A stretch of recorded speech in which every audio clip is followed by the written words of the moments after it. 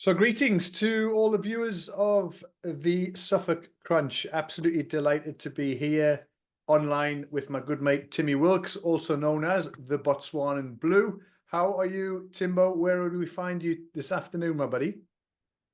No, I'm great, Pete. I've recovered from the weekend and I am sitting in Manica, which is a small gold mining town close to the Zimbabwe border, but just inside Mozambique.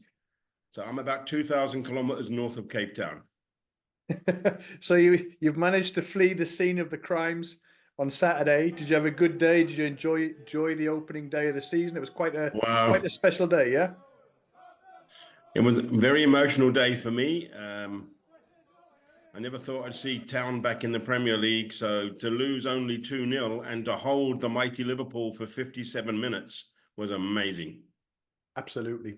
And I mean, the reason we've come together, we've said we'd like to try and make some contributions to Richard's new and fledgling channel. We really wanted to talk a bit about what's coming on the horizon. The Manchester City game, it's going to be a tough one. I've said at the weekend, I think it's more about how we perform rather than the result. But I want us to I want you to take us back, Tim. I've always enjoyed the stories you tell. I think you started going to Portman Road in those early 70s, if I remember right. You moved 1972, yeah. 72, and then you left for South Africa around 1981, just when they were winning the UEFA Cup. So you saw some of the halcyon days of that Bobby Robson era, some of the best of the best. How did Manchester City fit into that era, and what are your recollections, whether it was at Portman Road or travelling away? So I went to Main Road on 2 or 3 occasions, and I can honestly say in the 70s, mostly the 70s, Man City had some good players, but they never really did that much, especially against Ipswich. I remember Colin Bell. Colin Bell was probably one of my favourite players of all time. And then they had a guy called Mike Summerby, and then obviously Franny Lee.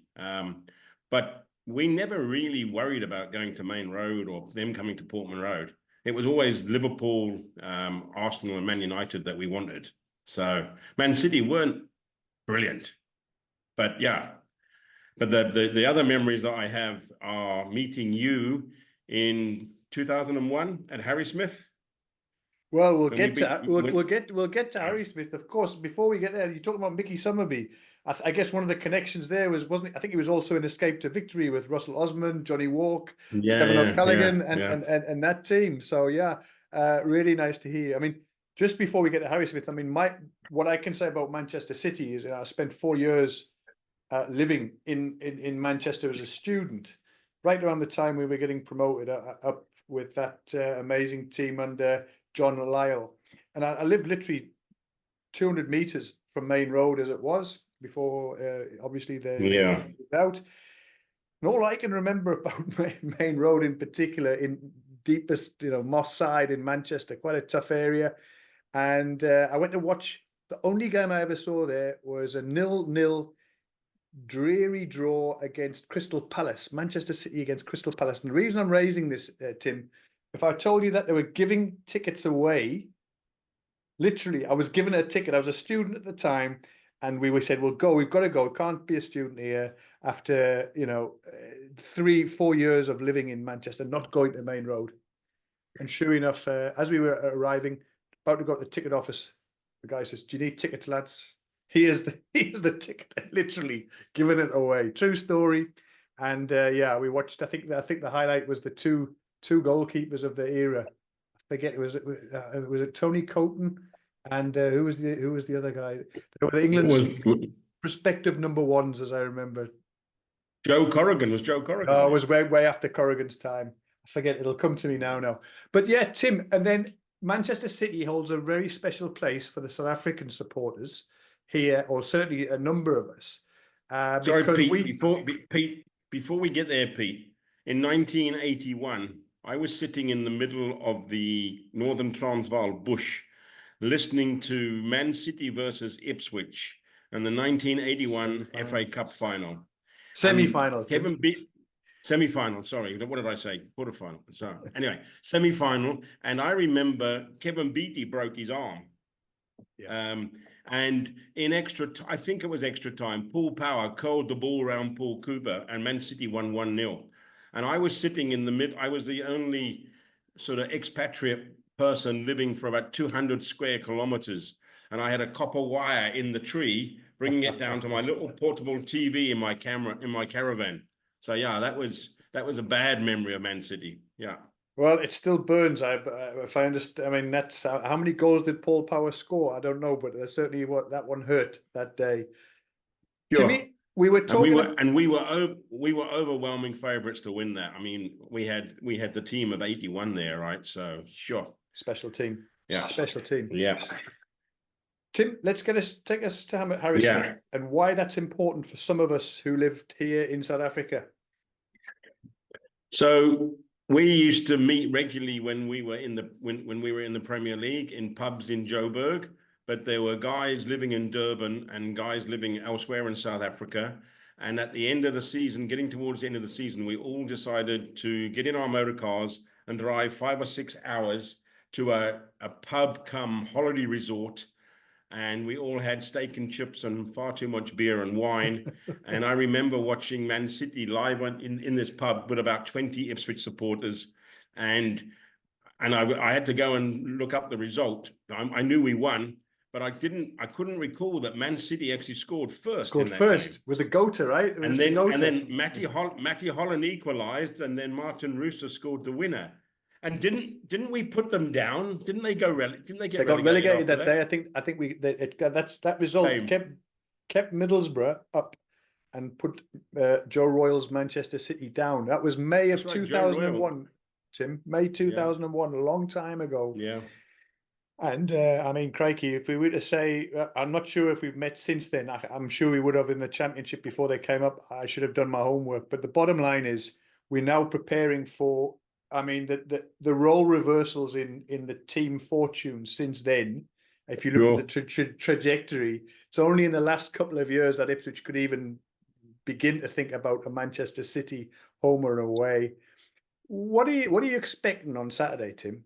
In all seriousness. Well, I had this romantic notion on the game just gone that we might either sneak a 1-0 win or get a 1-1 draw.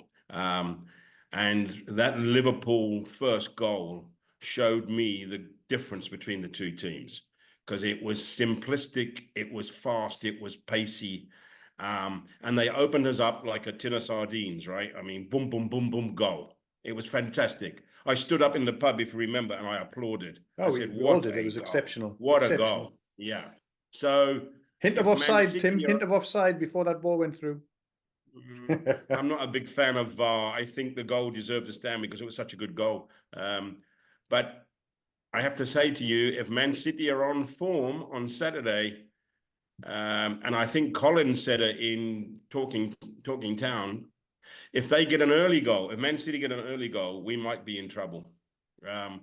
You know, a 2 or 3-0 loss at probably one of the biggest clubs in the world is not a bad result. Yes, I've said to myself, Liverpool at home, Man City away. Our season starts on the 31st of August against Fulham at home. And we've got a 36-game season. So these two first games are free hits. It's interesting you say that. Yeah. I mean, it's clearly not the way that Kieran McKenna will be looking at it, right? I mean, you know, we know he's a winner.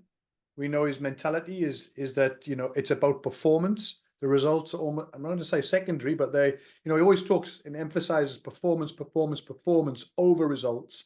And so, you know, the mindset of the manager and his team, particularly given the opportunity to make quite a number of changes from his trusted lieutenants in the spine of the team.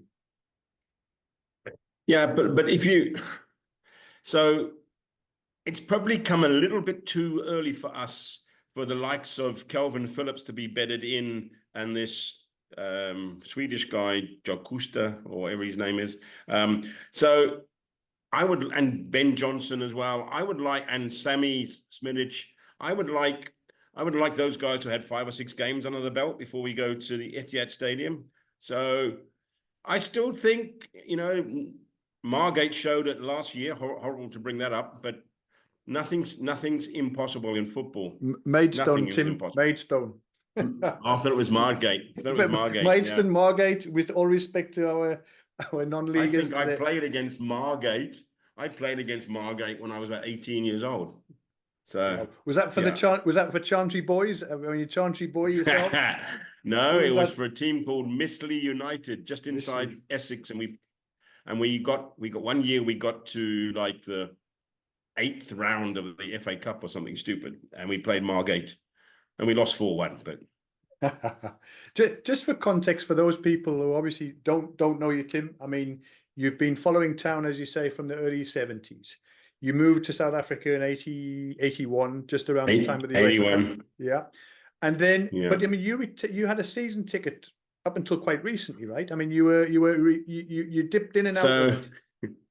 When I lived in Cape Town from 2006 to 2019, I was lucky enough to be the boss of a listed diamond company on the stock exchange. And they put it up to me to put the calendar out for the board meetings and for the shareholder update meetings. So of course, and I don't know how it happened, but every time we had a board meeting or a road show for our results, then Ipswich played on the next Saturday. So it just happened that way. So amazing, I probably I saw 6 games a season at least from Cape Town. And I bought a season ticket. I was a season ticket holder for about 14 years. And I used to leave my season tickets with my best mate Nev, who's a Chelsea supporter. Ooh. But his brother Nigel Crouch used to play for Ipswich, and Nev used to look after the tickets and go every week. And he's probably a tractor boy now. Anyway, fantastic. Shout out to all of the Skinner's Arms lads who went to the FA Cup final with me in 1978. Was that with your big bell bottoms, Tim? Levi Stay Press, Dr. Martens, and leather bomber jacket. Yeah, quite the boot boy, hey? Yeah, quite the boot boy. I mean, you were kind enough to lend me one of your season ticket for the one time Ali, my wife and I went to watch QPR Boxing Day under the Dark Lord Roy Keane. Happy memories of a 3-0 Boxing Day win back in 2010, something like that. But yeah, I think that's important that you kept your hand in, and there's been a whole group of us. Notwithstanding the trials and tribulations of the last 2 decades, who've been following Town, things have changed quite drastically in relation to social media, whether it's Blue Monday, whether it's Suffolk Crunch, whether it's the Talking Town, Kings of Anglia, all of these things have become available to us. I mean, just your sense and thought about how it's allowed us to connect more deeply with the club and more directly. I mean, it used to be you were following these things in the newspaper the day after. And now we're able to lead into the game, watch the game, spend 2 hours listening to the commentary afterwards, and then do the post-match analysis the next day. It's a different world, hey? Yeah, well, if you when back in the day when we used to go to Portman Road to watch a live game, we would walk up to the station to catch the train back to Colchester, and the Greenan newspaper would come out just before the train, and then you would look for all the results, and there would be a league table in there. And that'd be like 10 to 5, 5 to 5, that newspaper would come out. And for the next hour, you would study, all 4 divisions and obviously all the teams around Ipswich at the top of the table. So yeah, but now with all these apps that you have and all these podcasts, I mean, it's just rejuvenated the love affair, right? I mean, you can get if you go to Twitter X, I mean, as soon as something happens in relation to Ipswich, you hear it immediately. It's like crazy. Yeah, it's just a shame about the ownership model of X. But anyway, let's not get into politics. Yeah.